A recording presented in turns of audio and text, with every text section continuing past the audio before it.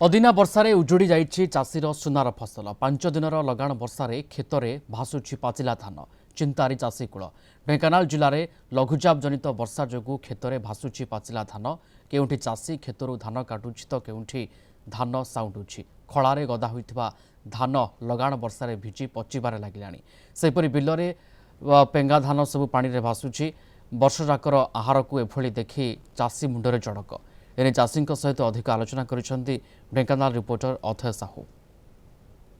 अदिनिया वर्षा उजाड़ी देइछि चाषी कूलर जो बेउसा सुनार फसल धान चाष ये देखुं आम अच्छु जहाँकि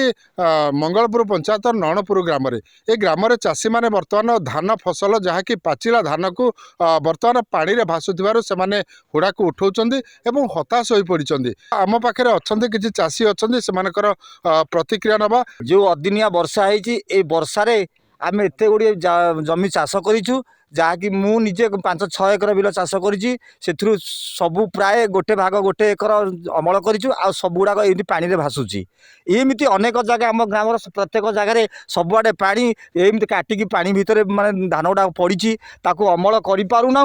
कि धान गुड़ाक सब नष्ट हो गलानी केमिति एथुरु आमे बंचिबू केमिति जोडो टंका आनीचु केमिति सुझिबू सेटा आम मुंडरे चिंता है कि आमे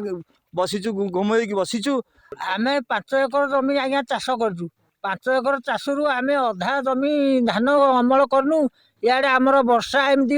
है आमर बहुत धान पंगा सब नष्ट हो गलानी आ किछि ना आमे 2 दिन है ताकू छाणिकी उद्धार कलु पुणी वर्षा है पुणी है पानी रे पुणी एमती अच्छी किंतु आमे कौन प्रकार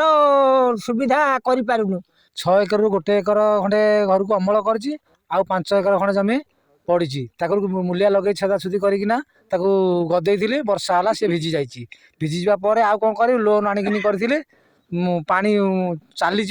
आंठी आंठी पानी बिल चली उपाय ना कि कौन नेबार आम सुविधा ना पानी रे काटिदेलु मूलिया द्वारा नगेकी वर्षा दे काटिदेलु कि वर्षा नागी रहा कि सब गजा फिटिगलानी माणे खंड जगह माने अमल करछि आ 3 माणे खंड जगह पानी रे भासुची मूलिया काटछि सब पंगा है सब चिंता होइकि भासुची। पाचिला धान जो समय अमल हुए अदिनिया वर्षा से उजाड़ी देइछि एवं सेमाने मध्य सरकार सहायता दाबी करछन्ती। नेंगाल अथय कुमार साहू कलिंग टीवी।